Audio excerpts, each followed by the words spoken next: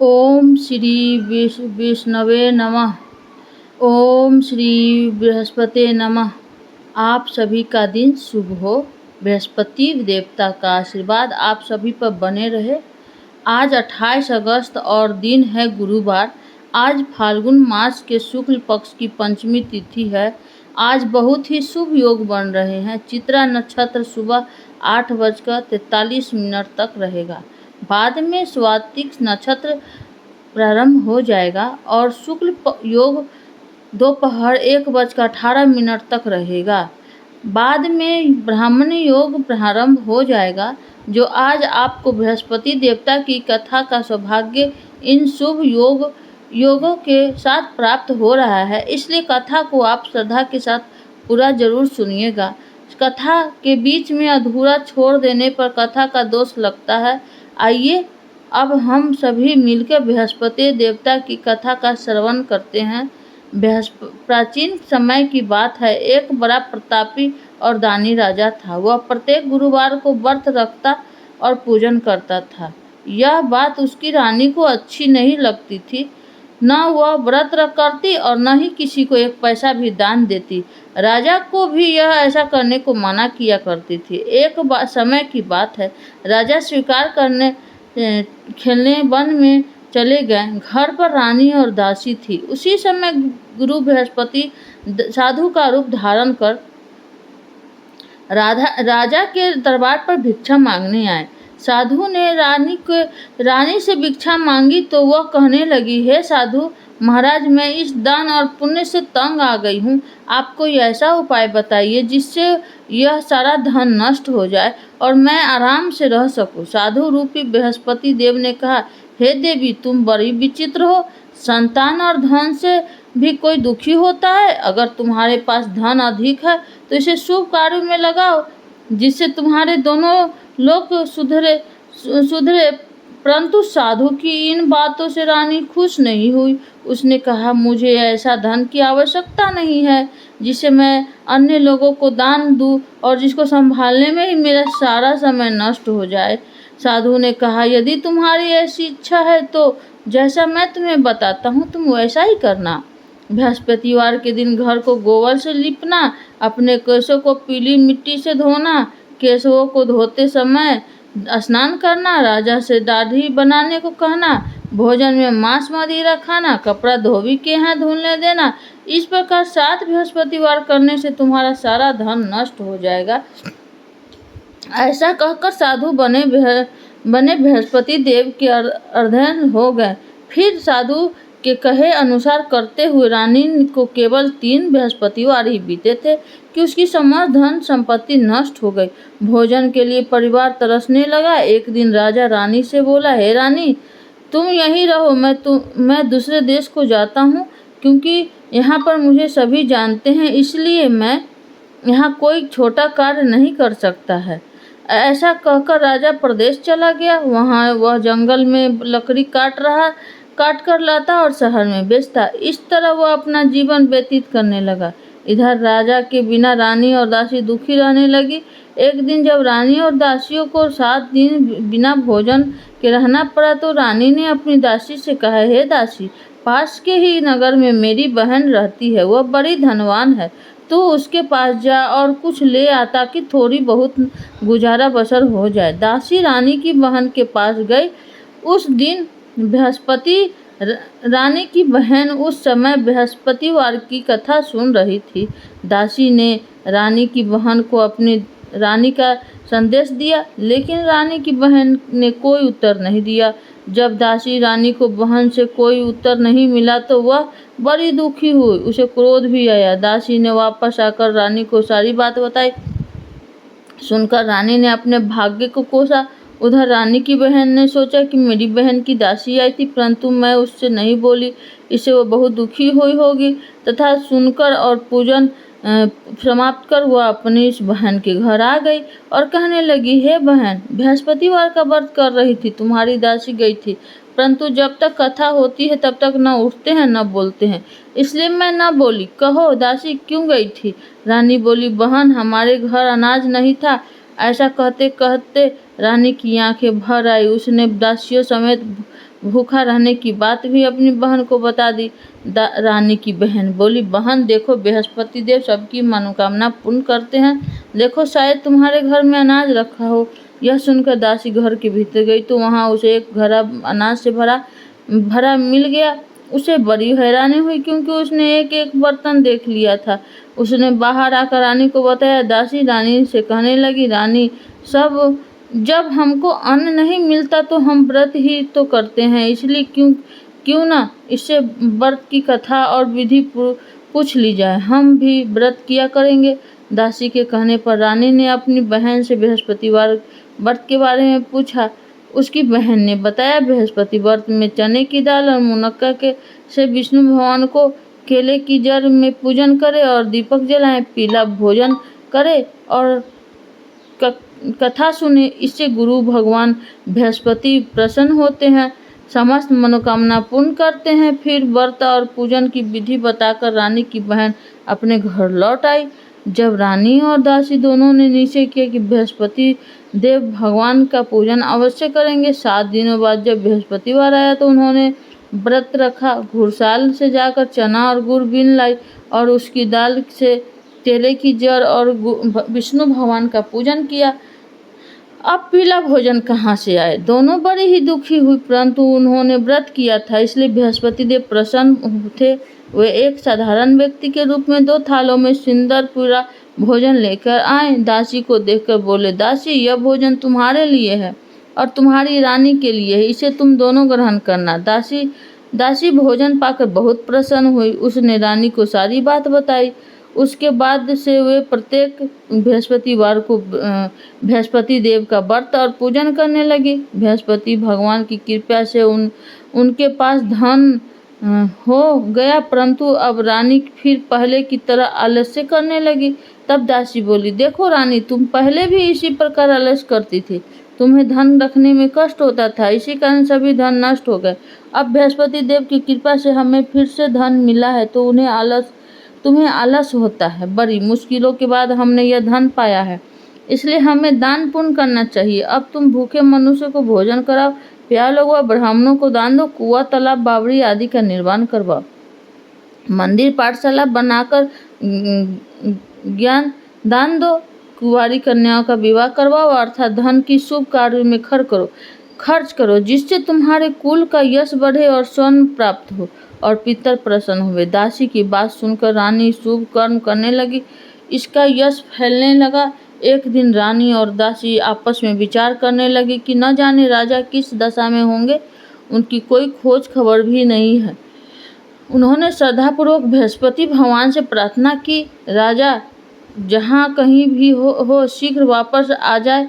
इधर राजा प्रदेश में बहुत दुखी रहने लगा। वह प्रतिदिन जंगल में लकड़ी बीनकर लाता, उसे शहर में बेचकर अपने दुखी जीवन को बड़ी कठिनाई से व्यतीत करता था। एक दिन दुखी होकर अपने पुरानी बातों को याद करके वह रोने लगा और उदास हो गया। ठीक उसी समय राजा के पास बृहस्पति देव साधु के वेश में आकर बोले, लकड़हारे, तुम इस सुनसान जंगल में इस चिंता में बैठे हो, तुम्हें बताओ। यह सुनकर राजा ने नेत्रों में जल भर आया। साधु की वंदना कर राजा ने संपूर्ण वृत्तांत सुनाई।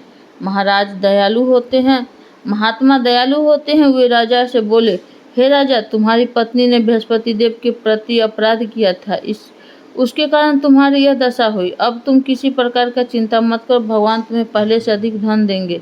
देखो, तुम्हारी पत्नी ने बृहस्पतिवार का व्रत प्रारंभ कर दिया है। अब तुम भी चने की दाल और गुड़ जल में लोटे में लेकर केले का पूजन करो, फिर कथा कहो और सुनो। बृहस्पति भगवान तुम्हारी सब मनोकामना पूर्ण करेंगे। साधु की बात सुनकर राजा बोले, हे प्रभु, लकड़ी बेचकर इतना धन नहीं बचता जिससे भोजन करने के बाद कुछ और बचा सकूं, और मैंने रात्रि में अपनी पत्नी को व्याकुल देखा है। मेरे पास कोई साधन नहीं है जिससे उसका समाचार जान सकूं। फिर बृहस्पति देव की बात कहानी कहूँ, यह भी मुझको मालूम नहीं है। साधु ने कहा, हे राजा,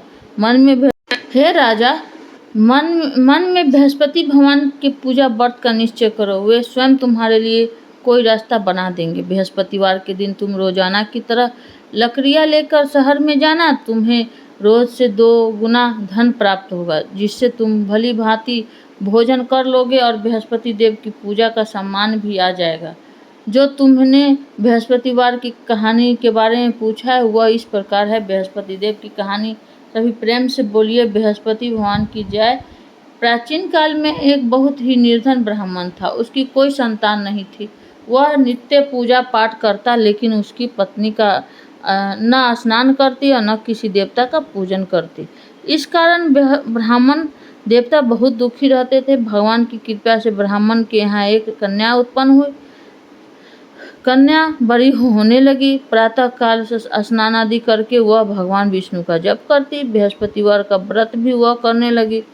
पूजा पाठ समाप्त कर पाठशाला जाती तो अपनी मुट्ठी में जौ भर कर ले जाती और पाठशाला जाने के मार्ग में डालती जाती। लौटते समय वही जौ सोने के हो जाते तो उनको बीन कर घर ले आती। एक दिन वह बालिका सूप में उन सोने के जौ को फटक रही थी, साफ कर रही थी। तभी उसकी माँ ने देख लिया और कहा, बेटी, सोने के जौ को फटकने के लिए सोने का सूप भी होना चाहिए। दूसरे दिन गुरुवार था। कन्या ने व्रत रखा और बृहस्पति देव से सोने का सूप देने की प्रार्थना की। बृहस्पति देव ने उसकी प्रार्थना स्वीकार कर ली। रोजाना की तरह वह कन्या जौ फैलाती हुई पाठशाला गई। पाठशाला से लौटते वक्त जब वह जौ बीन रही थी तो बृहस्पति देव की कृपा से उसे सोने का सूप मिला।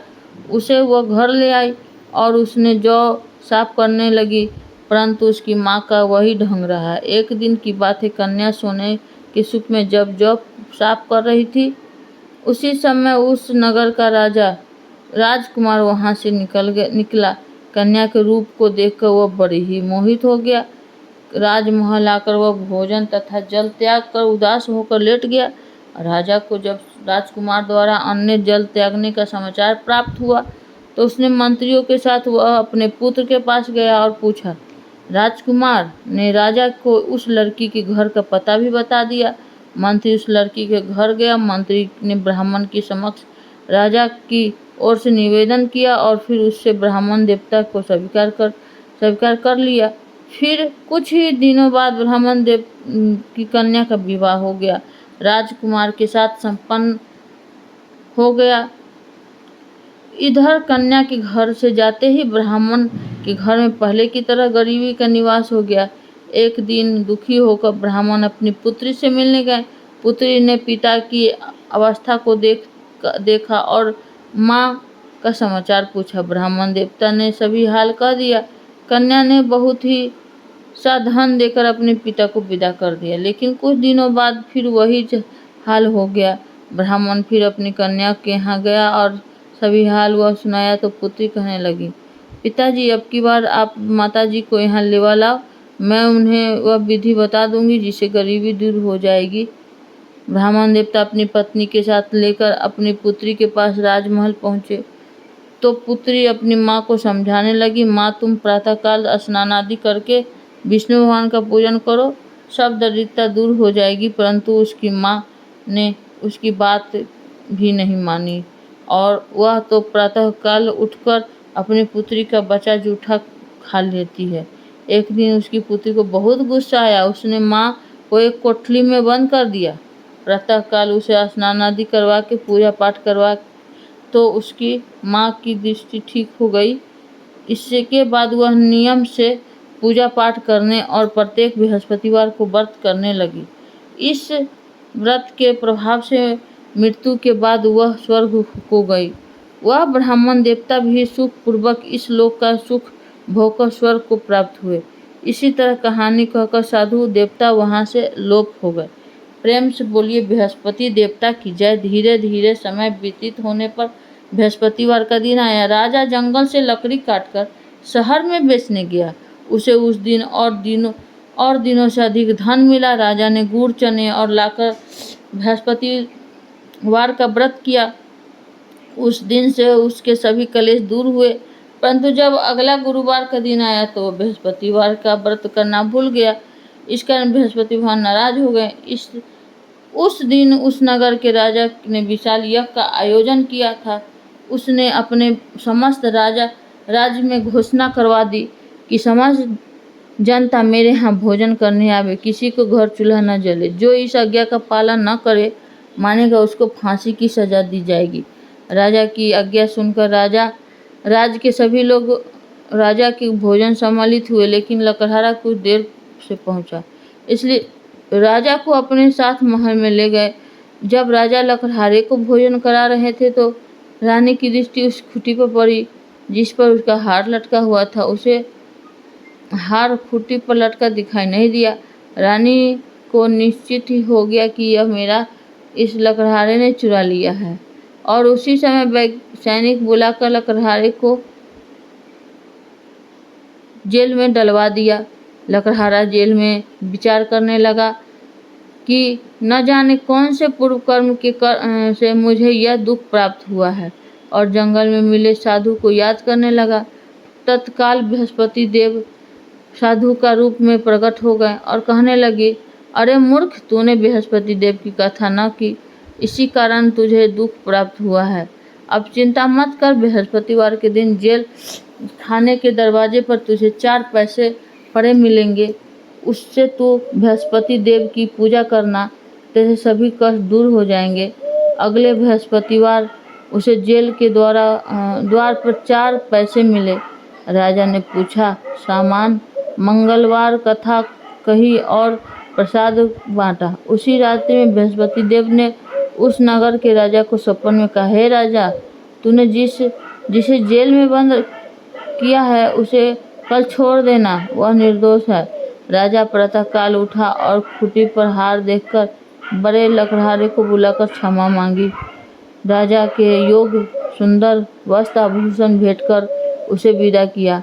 गुरुदेव की आज्ञा अनुसार राजा अपने नगर को चल दिए। राजा जब नगर के निकट पहुंचे तो उसे बड़ा ही आश्चर्य हुआ, क्योंकि नगर में पहले से अधिक बाग, तालाब और कुएं तथा बहुत से धर्मशाला बनी मंदिर आदि बने हुए थे। राजा ने पूछा कि किसका बाग और धर्मशाला है। तब नगर के सभी लोग कहने लगे, यह सब रानी और दासी द्वारा बनाए गए हैं। राजा को आश्चर्य हुआ और गुस्सा भी आया कि उसने अनुपस्थिति में रानी के पास इतना धन कहाँ से हो गया। तब रानी ने यह समाचार सुना कि राजा आ गए तो उसने अपनी दासी से कहा, हे दासी, देख, राजा हमको कितनी बुरी हालत में छोड़ के गए थे। वह हमारी ऐसी हालत देखकर लौट न जाए, इसलिए तू दरवाजे पर खड़ी हो जाना। रानी की आज्ञा अनुसार दासी दरवाजे पर खड़ी हो गई, और जब राजा आए तो उन्हें अपने साथ महल में लिवा लाई। तब राजा ने क्रोध करके अपनी तलवार निकाली और पूछने लगी, बताओ, यह धन तुम्हें कैसे प्राप्त हुआ है। तब रानी ने सारी कथा कह सुनाई।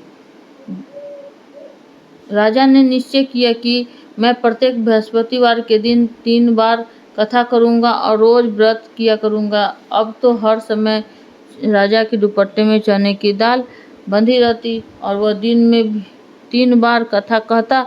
एक दिन राजा ने विचार किया कि चले अपनी बहन के यहाँ से आऊं। इस तरह निश्चय कर राजा ने घोड़े पर सवार होकर अपनी बहन के यहाँ चल दिया। मार्ग में उसने देखा कि कुछ आदमी एक मुर्दे को लेकर जा रहे थे। उन्हें रोककर राजा ने कहने लगा, अरे भाइयों, मेरी बृहस्पतिवार की कथा सुन लो। वे बोले, लो, हमारा तो आदमी मर गया है, इसको अपनी कथा की पड़ी है। परंतु कुछ आदमी बोले, अच्छा कहो, हम तुम्हारी कथा सुनेंगे। राजा ने दाल निकाली और कथा कहना शुरू कर दी। अब जब कथा आधी हुई तो मुर्दा हिलने लगा, और जब कथा समाप्त हुई तो राम राम करके वह मनुष्य खड़ा हो गया।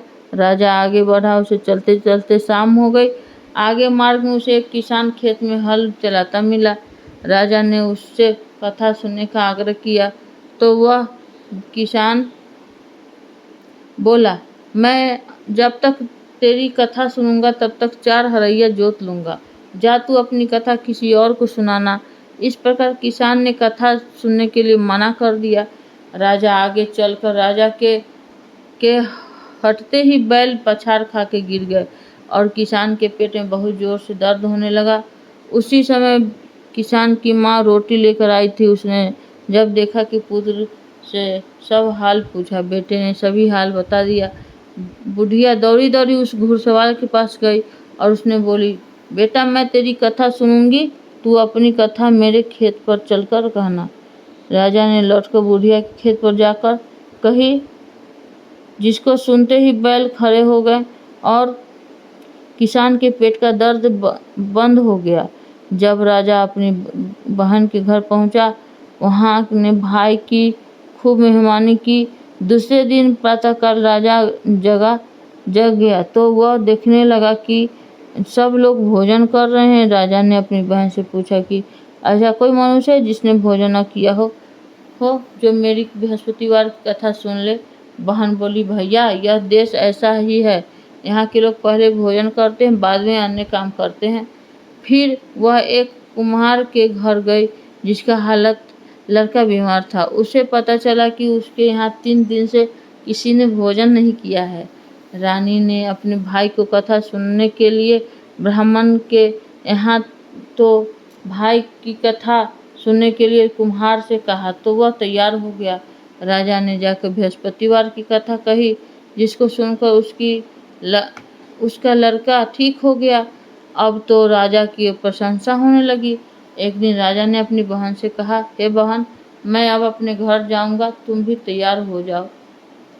राजा की बहन ने अपनी सास से अपने भाई के साथ जाने की आज्ञा मांगी। सास बोली, तू चली जा, परंतु अपने लड़कों को मत ले जाना, क्योंकि तेरे भाई को कोई संतान नहीं होती। बहन ने अपने भाई से कहा, हे भैया, मैं तो चलूंगी, परंतु कोई बालक नहीं जाएगा। तब राजा बोला, जब कोई बालक नहीं जाएगा तो तुम जाकर क्या करोगी। अब राजा अपनी बहन को छोड़कर दुखी मन से अपने नगर को लौट आया। राजा ने अपनी रानी को आकर सारी बात बताई और बिना भोजन किए शैया पर लेट गया। रानी बोली, हे प्रभु बृहस्पति देव, हमें सब कुछ दिया है, वे हमें संतान भी अवश्य देंगे। और उसी रात बृहस्पति देव ने राजा को स्वप्न में कहा, राजा उठ, सभी सोच त्याग दे, तेरी रानी गर्भवती है। राजा को यह जानकर बड़ी प्रशंसा हुई। फिर 9वें महीने रानी के गर्भ में एक सुंदर पुत्री पैदा हुआ। तब राजा बोला, हे रानी, स्त्री बिना भोजन के रह सकती है, परंतु बिना कहे नहीं रह सकती है। जब मेरी बहन आए तब तुम उससे कुछ मत कहना। रानी ने कहा, हाँ, कर दी। अब जब राजा की बहन ने यह शुभ समाचार सुना तो वह बड़ी खुशी हुई और बधाई लेकर अपने भाई के यहाँ आ गई। रानी ने तब उससे आने का उलाहना दिया। तब बहन बोली, भाभी, अगर मैं इस प्रकार न कहती तो तुम्हें घर संतान कैसे होता। बृहस्पति देव सभी की मनोकामना पूर्ण करते हैं। जो बृहस्पतिवार की साधना पूर्वक पूजा करता है, उसका कथा पढ़ता है और अथवा सुनाता है, दूसरों को सुनाता है, बृहस्पति देव उनकी सभी मनोकामना पूर्ण करते हैं, उनकी सदैव रक्षा करते हैं। जो संसार में सर्वाराधना से गुरुदेव का पूजा और व्रत सच्चे हृदय से करते हैं, उसी सच्ची भावना से रानी और राजा ने बृहस्पति देव की कथा की गुणगान किया तो उनकी सभी इच्छाएं पूरी हुई, बृहस्पति देव ने पूर्ण की। इसलिए अनजाने में भी बृहस्पति देव की कभी उपेक्षा न करें। ऐसा करने से सुख शांति नष्ट हो जाती है। इसलिए सभी को कथा सुनने के बाद प्रसाद लेकर जाना चाहिए और हृदय से बृहस्पति देव का मनन करते हुए जयकारा बोलना चाहिए। प्रेम से बोलिए बृहस्पति देव की। ओम जय बृहस्पति देवा, स्वामी जय बृहस्पति देवा, छिनी छिनी भोग लगाऊं, कदली फल मेवा।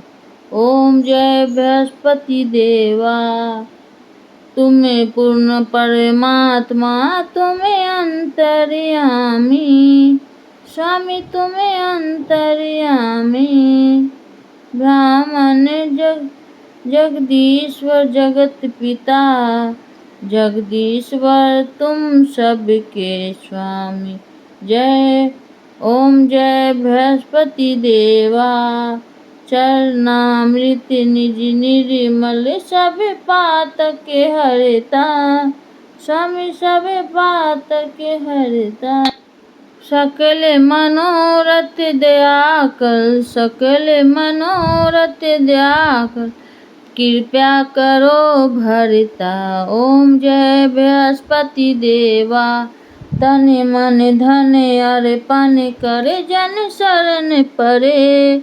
स्वामी जो जन शरण परे, प्रभु प्रगट तब होकर, प्रभु प्रगट तब होकर, आकर द्वार खरे। ओम जय बृहस्पति देवा, दीन दयाल दयानिधि, भक्तन हितकारी। स्वामी भक्तन हितकारी, पाप दोष सब हरता, पाप दोष सब हरता, भव बंधन हारी। जय बृहस्पति देवा, सकल मनोरथ जागत, सब संशय तारो। स्वामी सब संशय तारो, विकट मिटाओ, विषय विकार मिटाओ, संतन सुखकारी।